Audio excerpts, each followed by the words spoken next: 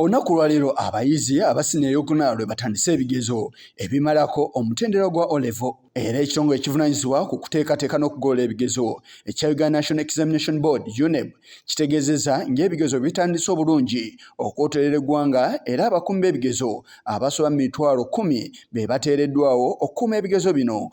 Abasiniya eyokuna batandise okuwandiika ebigezo byabwe, batandise n'olupapula olwa geography. Byonna bibadde nga bigenze bulungi, twasobodde okutwala empapula zino ku sessions zaffe twali tutambula okuva okumala ennaku 2 era nga twasimbye okutuusa zabadde za Rakai zatuuse ku ssaawa 11:23. Twagala okubaza bannaffe ali bazitutambulizaako na bonna be tukolagana nabo. Omwogezi w'ekitongole kino Jennifer Kalule Musamba alaze nti okusoomoozebwa okutonotono kusinze kuba mu bitundu by'e Masaka olw'enkuba ekedde okutonya olwaleero. Tuwulidde Mmenyi Masaka ne Mbale Eastern Uganda ekiseeze tuwulidde mubaddeyo enkuba ebatawaanyizaamuko naye asite wadde batawaanyizza basobodde okuba nga batandika okukola ebigezo mu budde. Kimanyi waddeyo omwana abaddaze okukola ebigezo n'alwala ne besanga balina okumutwala mu ddwaliro mu Adjumani Hospital. Kitegeeza nti tagenda kusobola kukola bigezo kubanga ebigezo bya UNEB olina obikolera ewali center ate mu kiseera ekigere. Kati mujja bamaze nga mutwala mu ddwaliro n'ava ku center tagenda kusobola kukola kigezo. Wabula abakulira amasomero basabiddwa obutalemesa baana kutuula bigezo byabwe ebyakamalirizo. Abeewandiisa bakole ebigezo. Actually Director Ismail Mulindwa agambye kati awa directive nga director agambye nti mulina kati okuleka abaana bakole ebigezo oluvannyuma nga bamaliriza UNEB nga bwe yeeyamye nja kutuwa details zaabwe tujja kuholdinga results ezo tetugenda kuziwirizinga paka nga abaana bakoze ekibamaliriza. Kwata omwana omuzadde mbagambe mukole ananas mukole an MOU eraga bagenda kusasula batya ne mbaleke bakole ebigezo kubanga mujja kwanga mbafize ebisale byabwe eby'omu maaso. Mu mbeera y'emu omuyizi yenna asubiddwa okukola ekigezo ekisooka ebibye si birungi. Kansubye nti wali muyizi n'omu asubiddwa kukola kigezo kubanga ekigezo kye twali kisooka ate nga kiri compulsory kubanga singa omuyizi yenna abeera kati ng'alemereddwa okukola ekigezo ekisooka ekya geography tagenda kubeera graded unfortunately.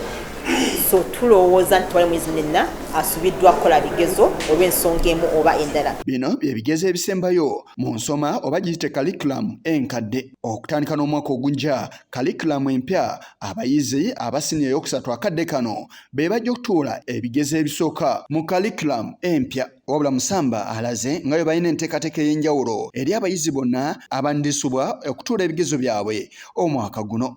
Kubanga it's a policy issue. Sife teekateeka curriculum. Kati twawandise proposal gyetwagala okutegeeza bannaffe abatukulira mu Ministry of Education nti singa batukkiriza abayizi bano tusaba okutwala kusaba tubeeyo ne transition period ate singa ya mwaka gumu tubeere nga tusobola okukola ebigezo by'abayizi abo abataatula guno omwaka nga badde basoma mu old curriculum oba adult learners. Kitegeeza nti singa baba batukkiriza okuteekateeka ebigezo ebyo tujja kubaawo n'abayizi abatonotono abanaakola ebigezo bya curriculum enkadde. Tusuubira tuba twagala bikola mu mwezi nga mu June July tunakola ate ebigezo bya mwaka guli ogujja next year. Wabula ono era alabudde abakulu b'amasomero awamu n'abantu bennyini abandyenyigira mu kubba ebigezo. Oba ekirowoozebwa kuba kati nga bwe bayita obusasi oba akatwa bwe kennyini akamuwa okumusango gwa naggomola. Waliwo omuntu ayinza okwagala either okusuula omwana n'asikamu olupapula lwe oba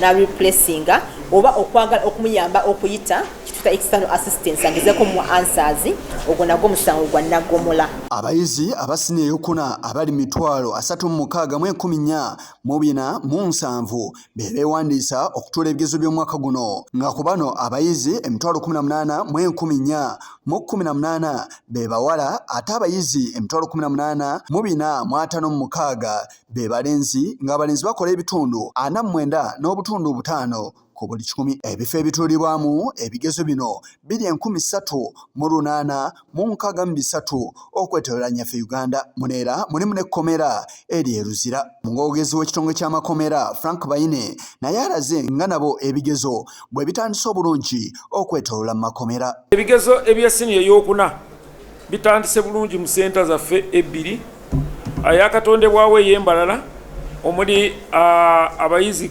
15 nga bonna basajja, ne senta enkadde ebaddewo eya Upper Prison nga mulimu abayizi 59, 52 nga basajja, 7 nga bakyala. Era tulina essuubi tebajja kukola bulungi kubanga ebintu byonna bikoleddwa mu ngeri gye bina okukolebwamu, era tubasabira bafune obuwanguzi mu bigezo byabwe. Yise Kigongo kulwa Channel 44 Oliguro.